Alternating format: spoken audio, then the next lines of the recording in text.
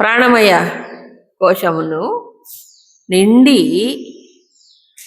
ఎవరున్నారు? మనోమయ కోశం, అన్యోంతర ఆత్మ. అంటే ప్రాణమయానికి ఆత్మ, ఏ కోశానికి ఆ కోశానికి ఆత్మ ఎవరు? దాని లోపల ఉండే కోశం, అంతే కదా. సో ప్రాణమయానికి ఆత్మ మనోమయ. ఎందుకన్నారు? అన్నమయానికి ఆత్మ ఎవరు? ప్రాణమయం.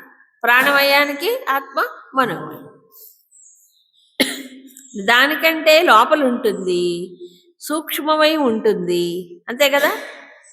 ఇంకా ఏమన్నా క్లియర్గా చెప్పారు, నిండుగా ఉంటుంది. ఆ ముందున్న కోశానికి ఇది పూర్తిగా నిండి ఉంటుంది, అంతే కదా. అన్నమయం ఎలాగుంటే ప్రాణమయం, ప్రాణమయం ఎలాగుంటే మనోమయం. ఆ పురుషుని అనుసరించే ఇది ప్రవర్తిస్తూ ఉంటుంది, అంతే కదా. ఆ విధంగానే ఇది కూడా ఉంటుంది, అంతే తప్ప వేరుగా ఉండదు. కాబట్టి ఇవన్నీ ఎట్లాగుంటాయి అంటే, అందుకే పంచకోశాలు అన్నారు. ఒకదాని లోపల ఒకటి ఉంటుంది, కానీ ఒకదానికంటే ఒకదానికి సూక్ష్మత్వం వ్యాపకత్వం ఎక్కువ ఉంటుంది. అది విచిత్రం. మామూలుగా అలా ఉండదు. లోపల ఉన్న వాటికి ఏముంటుంది? లోపలే ఉంటుంది కానీ సూక్ష్మత్వం ఉండదు. ఇక్కడ అలా కాదు. ఇక్కడ ఎలాగుంటుంది? లోపలుండే కోశము అంతకు ముందు కోశం కంటే సూక్ష్మమే ఉంటుంది, ఆ ముందు కోశాన్ని నిండి ఉంటుంది. ఆ ముందు కోసం ఎలాగుంటే ఇది కూడా అలాగే ఉంటుంది. అది ఎలా పనిచేస్తే దాన్ని అనుసరించి ఇది కూడా పనిచేస్తుంది. సో అన్నమయాన్ని అనుసరించి ప్రాణమయం, ప్రాణమయాన్ని అనుసరించి మనోమయం, మనోమయాన్ని అనుసరించి తర్వాత అన్నీ వస్తాయి. అంటే ఇప్పుడు చూడండి, ప్రాణమయం పనిచేస్తే ఎలా పనిచేస్తుంది తీరును బట్టి మనసు కూడా ఉంటుందని అర్థం. అందుకే అన్నీ ముఖ్యమే, అన్ని కోశాలు ముఖ్యమే, అంతే కదా. ఇప్పుడు మన ప్రాణం ఎక్కడో ఒక చోట డిస్టర్బ్ అయిపోయింది అనుకోండి, ప్రాణం బాగాలేదు, మనస్సు కూడా డిస్టర్బ్ అవుతుంది, గ్యారంటీ. దాన్ని అనుసరించే ఇది కూడా ఉంటుంది కాబట్టి. అలాగే అన్నమయం, అన్నమయాన్ని బట్టి ప్రాణమయం కూడా. అందుకు అన్ని కోశముల్ని కూడా ఏం చేయాలి? ఇప్పుడు ఏ కోశానికి ఆ కోశం ఉపాసన చెప్పాడు, అందుకే చెప్పాడా. అలా ఉపాసన వల్ల ఏమవుతుందంటే ఏం లేదు, ఆ కోశం యొక్క తాదాత్మ్య భావన పోవటం ఒకటి. రెండవది, దీన్ని దాటి ఇంకో కోశానికి ఏమవుతున్నాడు? ప్రమోట్ అవుతాడు. తాదాత్మ్యం అనేది షిఫ్ట్ అవుతుంది, అక్కడ కూర్చోడు. ఎప్పుడు జరుగుతుంది? ఇది శుద్ధం అవుతేనే. శుద్ధం అవ్వాలంటే ఉపాసనగా తీసుకోవాలి, అదొక్కటే మార్గం. సో ఎక్కడో దేవుడు ఉన్నాడని భావించటం కాదు కదా. కాబట్టి ఆత్మ ఆత్మ అన్నిటికీ ఆత్మే అన్నాడు. ఎందుకంటే ఆత్మ ఎక్కడో ఒక చోటే ఉందా? కాదు కదా. సర్వవ్యాపకమై అంతటా ఉన్నప్పుడు మరి ఈ పంచకోశాలలో మాత్రం లేదా? ఉంది, అంటుకోలేదు. ఎలాగో అంటుకొని తాదాత్మ్యంతో లేదు, వేరుగా ఉంది, విలక్షణంగా లేదా. అందుకు చెప్పాడు. సరే, అయితే ఇక్కడ మనోమయానికి వచ్చేటప్పటికి విచిత్రమైన ఉపాసన చెప్పాడు. వేదాల్ని తీసుకొచ్చాడు. యజురేవ శిరః ఋగ్దక్షిణ పక్ష సామ ఉత్తర పక్ష ఆదేశ ఆత్మ అంగిరసం అధర్వ అంగిరసం ప్రతిష్టాపిచ్చం చెప్పాడు. వేదాలను తీసుకొచ్చి ప్రాణమయ మనోమయ కోశానికి ఋగ్వేదము యజుర్వేదం శిరస్సు, ఋగ్వేదం దక్షిణపక్షం, సామవేదం ఉత్తరపక్షం అన్నాడు. అమ్మో, ఆ వేదాలు ఏంటో మాకు తెలియదు కదా. ఈ ఉపాసన ఎవరికి చెప్పాడు? అందరికీ చెప్పలా. ఎవరైతే గురుకులంలో కూర్చొని వేదాధ్యయనం చేస్తున్నారో, వేదాలు నేర్చుకుంటున్నారో వాళ్ళకి కదా ఇది పర్టికులర్గా చెప్పారు. సామాన్యులకు ఆ పేర్లు కూడా తెలియవు, తెలిసిన లోపల ఏముందో కూడా తెలియదు, అవునా కదా. పూర్వం గురుకుల విద్య అంటే వేద విద్యనండి. వేద విద్యతో పాటు ఈ ప్రపంచంలో జీవించడానికి ఒక వృత్తి విద్య.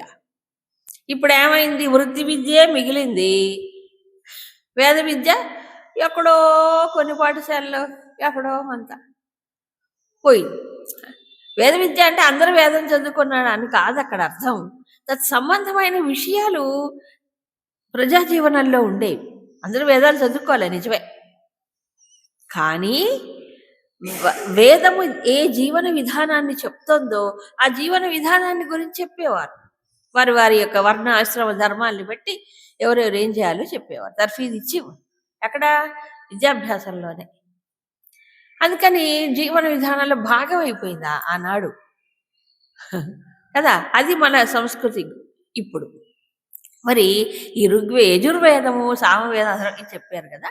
అంటే మనస్సు దీని గురుదేవులు ఎలా సమన్వయం చేస్తారంటే, మానవుడి యొక్క మనస్సు ఎప్పుడూ కూడా మన వైదిక శాస్త్రములు అంటే వేదములు మొదలైనటువంటివి, లేకపోతే ఆ మంత్రములు తత్సంబంధమైన విషయాలు వాటిని నేర్చుకునేటప్పుడు, ఇది స్టూడెంట్కి చెప్పాడు, ఎవరి గురుకుల విద్యార్థికి, దాని మీద ఎంత దృష్టి పెట్టాలంటే మనస్సు కనుక దాంట్లో లగ్నము కాకపోతే, అంటే నీ మనోమయ కోశం అంతా వేదాలు అనుకోవాలి. అంటే మనస్సు ఏమవ్వాలి అప్పుడు దాంట్లో ఏకమై మమైకమై లీనమైపోవాలి మనస్సు. అలాగైతేనే వేద విద్య వస్తుందండి, లేకపోతే రాదు. అంత ఏకాగ్రత. ఇంకేంటి కావాలి? దానిపైన ఒక ఇష్టంగా చేయాలి. ఏ విద్య అయినా అంతే అండి, మనకి ఇష్టం లేకపోతే అది కష్టం.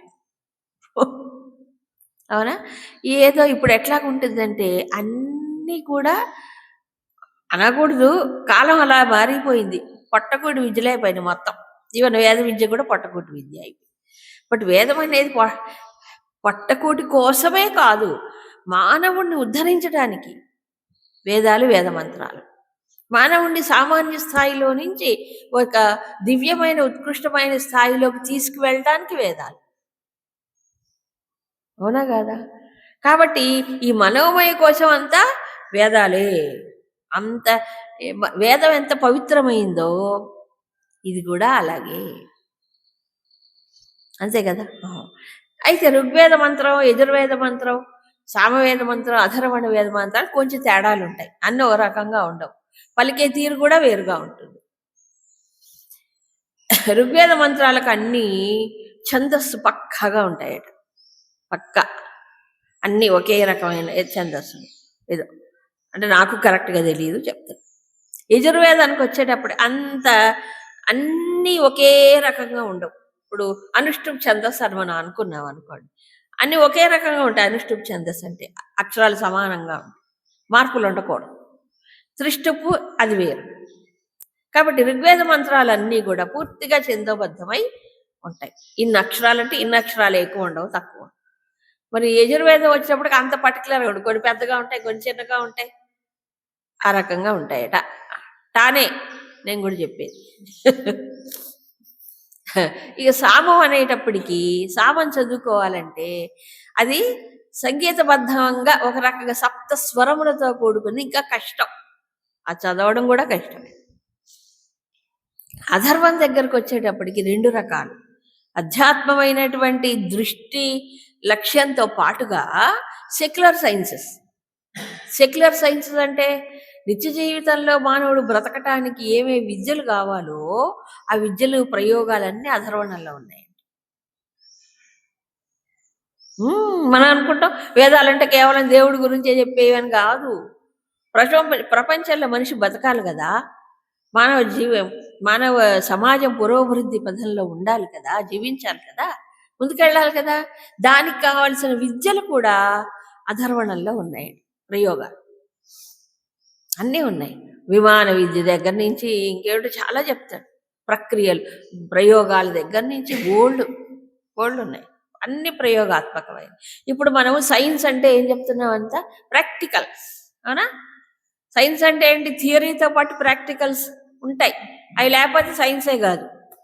అథర్వణంలో అలాంటివన్నీ ఉన్నాయి, అన్నీ ఉన్నాయి. సో సెక్యులర్ అండ్ సెక్రెట్ అంటే లౌకిక భౌతిక విద్యలు ప్లస్ ఆధ్యాత్మికమైన విద్య, అది అథర్వణంలో ప్రత్యేకం. అందుకే దాన్ని కొంచెం ప్రత్యేకంగా చెప్తారు అథర్వణ వేదాలు. పైగా దాన్ని అందుకే పుచ్చం ప్రతిష్ట. పుచ్చం అంటే తోక, ప్రతిష్ట అంటే ఆధారం. చూసారా మరి ఇప్పుడు డైరెక్షను 2 ఆధారం. ఏది అధర్వణం చెప్పారు, మిగతా 3 చెప్పలే. అవునా? అందుకని సో మనస్సు ఈ ఈ ఏదైతే విద్యను నేర్చుకుంటుందో వేద విద్యని, దాంట్లో ఏమవ్వాలి? ఏకం అవ్వాలి. అదే నీ మనోమయ కోశానికి ఇది శిరస్సు, రెక్కలు, తోక ఇలాంటివి అని చెప్పి. అంటే మంత్రము యాంత్రికంగా చదవకూడదని అర్థం. ఏ మంత్రమైనా మనస్సు లేకుండా మంత్రం చదివినా, మంత్రం పఠనం చేసినా, జపము చేసినా, జపం అంటే మనస్సు లేకపోతే జపమే కాదు, ఊరికి శబ్దం వస్తుంది, శబ్దమే. అవునా? ఇప్పుడు కొత్తగా మాట్లాడుతున్నారు, జపం చేస్తుంటారు, దిక్కులు చూస్తుంటారు. మీరు చూడండి కావాలంటే కొంతమంది అదే పనిగా జపం కోసం వాళ్ళని నియోగిస్తారు. మంత్ర జపం చెయ్యండి అని కొంతమంది నియోగిస్తారు, యజ్ఞాలు హోమాలు వాటిల్లో. ఇంత జపం చేస్తే మళ్ళీ తర్పణం, మళ్ళీ హోమం ఇవన్నీ చేయాలి, దశాంశం. మీరు మంత్ర జపం చేయండి అని వాళ్ళని కూర్చోబెట్టి అదే పనిగా చేస్తే ఏం మాల తిరుగుతుంది, తలకాయ కూడా తిరుగుతుంది. దాంతోపాటు అటు ఇటు చూస్తుంటారు, మధ్యలో ఫోన్ వస్తే మాట్లాడుతుంటారు. అది కూడా వేద పారాయణం చేస్తూ ఇవన్నీ ఎంత డిస్ట్రాక్షన్స్ అంటే ఎందుకు అక్కడ కూర్చోవటం నాకు విచిత్రం అనిపిస్తుంది. కొంతమంది పూజ కూర్చుంటారు, 10 సార్లు లేస్తారు. 10 సార్లు లేస్తే మనసు డిస్టర్బ్ అయిపోదు. అన్నీ సిద్ధం చేసుకొని ప్రీప్లాన్డ్గా కూర్చొని హాయిగా చేసుకోవాలి. అవునా కాదా? మరి వేదం చదివి అంత వేదం మీద నిష్ఠ లేకుండా, శ్రద్ధ లేకుండా, ఏకాగ్రత లేకుండా చదివితే చదవకపోతే ఊరికే యాంత్రికంగా. ఇప్పుడు ఫ్యాను గట్టిగా సౌండ్ వస్తుంది పెద్దగా వేస్తే, అట్లే ఊరికే ఏమిటి మాటలు బయటకు వస్తాయి, శబ్దం వస్తుంది తప్ప ఆ మంత్రానికి బలం ఎవరు చెప్పండి? శ్రద్ధాభక్తి. అది ఎక్కడి నుంచి రావాలి? మనోబుద్ధుల్లోంచి రావాలి. మనస్సు ఏమవ్వాలి అప్పుడు? దాని మీద పూర్తి దృష్టి పెడితే అప్పుడు ఈ మనసు బాగుపడుతుంది. సరి అయినటువంటి ఏమిటంటారు, ఇప్పుడు ఇంగ్లీష్లో వైబ్రేషన్స్ అంటారు, స్పందనలు, దివ్యమైన స్పందనలు కలుగుతాయి. అవి ప్రభావితం చేస్తాయి పరిసరాల్ని కూడా.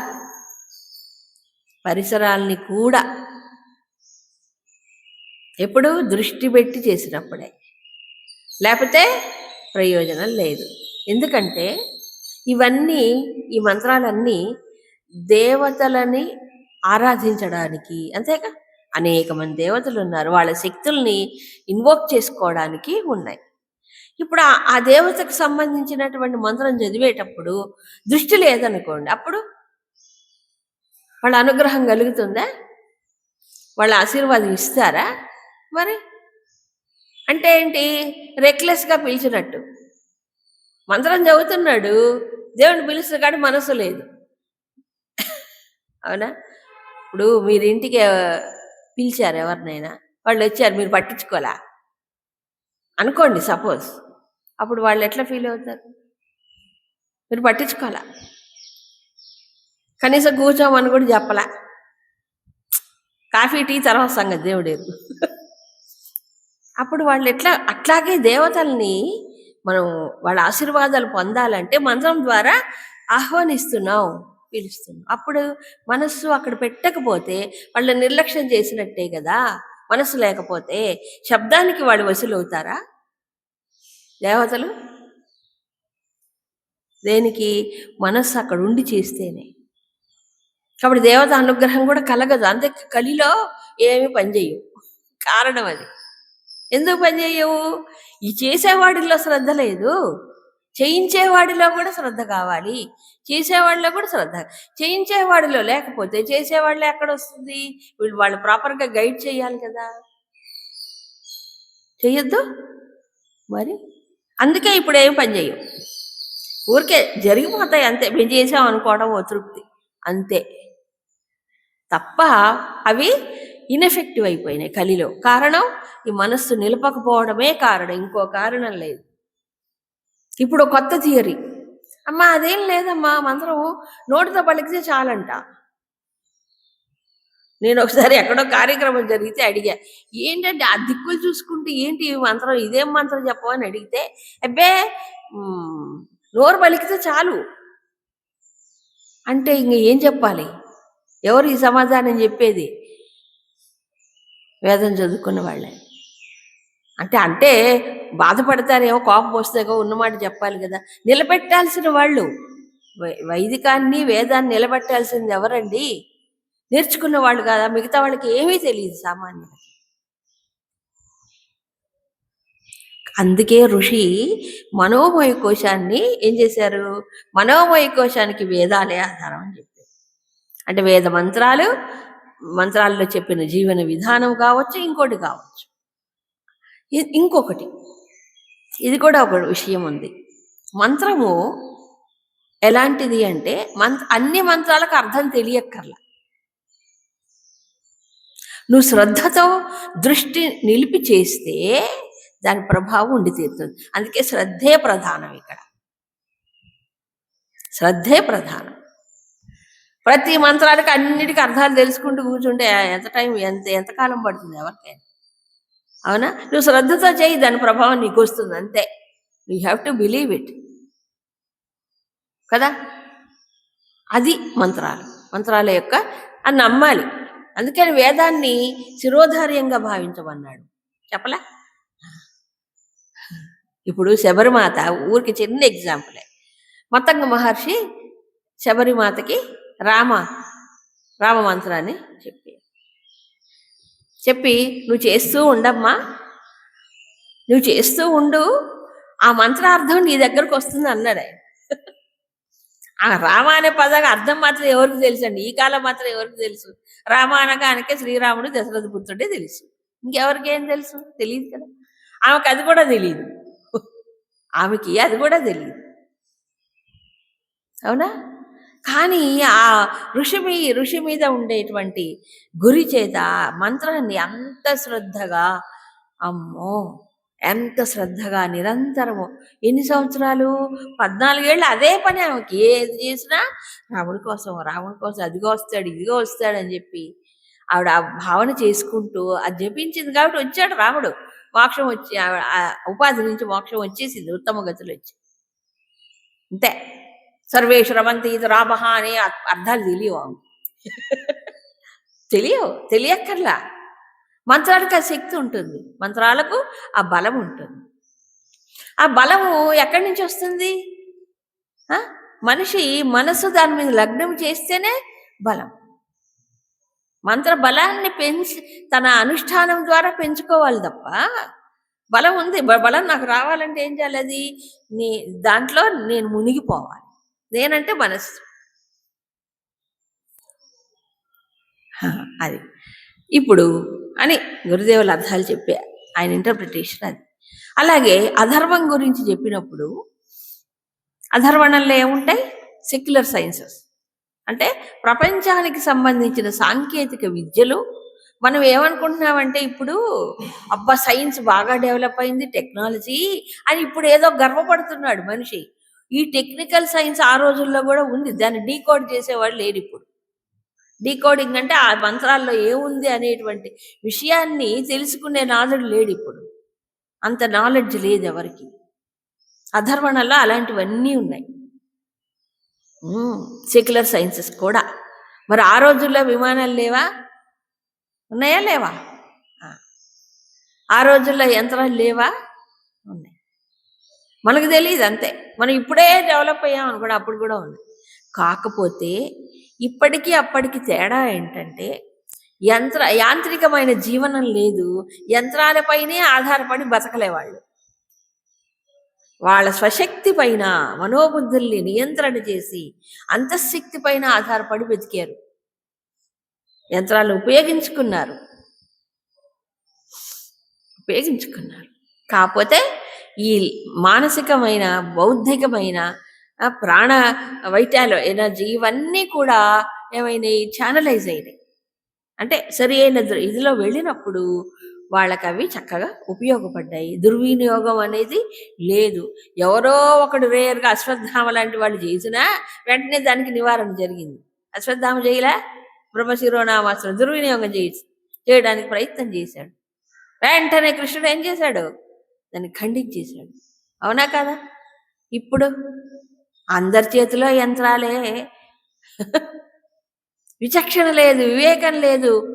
ఏం చేయాలో ఎట్లా ఉపయోగించాలో తెలియక ఏం చేస్తున్నాడు ఇప్పుడు మనిషి? సద్వినియోగం చేసేవాళ్ళు ఎంతమంది, దుర్వినియోగం చేసేవాళ్ళు ఎంతమంది? అందుకని ఆనాడు అందరికీ అవైలబుల్గా ఉండేవి కదా. కారణం అది విచక్షణ లేని మానవుడు, బుద్ధి వికసించని వాళ్ళు దాన్ని ఏం చేస్తున్నారు? దుర్వినియోగం చేసి నాశనం అయిపోతుంటారు. అంత డిస్క్రిమినేషన్తో ఉండేది ఆ విద్య. అందరికి ఇచ్చేవాళ్ళు కదా అన్ని విద్యలు. వాడు ఎలిజిబిలిటీ చూసుకొని ఇచ్చేవారు. అది లేకపోతే ఇప్పుడు అలాగే జరుగుతుంది. అవునా కదా?